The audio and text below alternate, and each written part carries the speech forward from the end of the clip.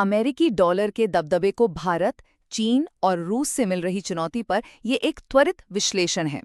देखिए, दुनिया का ज्यादातर ट्रेड होता है अमेरिकी डॉलर में, है ना? और इससे अमेरिका को मिलती है बहुत सारी पावर। लेकिन अब ब्रिक्स देश यानी ब्राजील, रूस, भारत, चीन और दक्षिण अफ्रीका एक नया रास्ता ढूंढ रहे हैं। और अगर वो कामयाब हुए तो दुनिया का पावर बैलेंस पूरी तरह बदल सकता है। तो पहली बात, अमेरिका का सबसे बड़ा डर क्या है? वो है एक नई ब्रिक्स करेंसी। सोचिए, अगर ये देश आपस में ट्रेड के लिए डॉलर को साइड करके अपनी कोई नई करेंसी बना लें तो ये बहुत बड़ा झटका होगा। हाँ, ये बात भी सही है कि कोई भी देश रातों रात डॉलर को पूरी तरह नहीं छोड़ सकता। ये बहुत मुश्किल काम है। दूसरी बात, भारत ने एक छोटा लेकिन बहुत जरूरी कदम उठाया है। भारत की सरकारी कंपनी है इंडियन ऑयल कॉरपोरेशन। उसने चीन के साथ जो ट्रेड किया वो डॉलर में नहीं बल्कि चीनी युआन में किया। अब आप पूछेंगे इससे फायदा क्या? तो 3 बड़े फायदे हैं।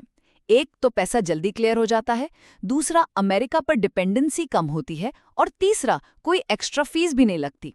और तीसरी बात, ये जो कुछ भी हो रहा है ना, ये कोई एक बार की घटना नहीं है। ये असल में डॉलर की दादागिरी को खत्म करने की एक सोची समझी धीमी रणनीति का हिस्सा है।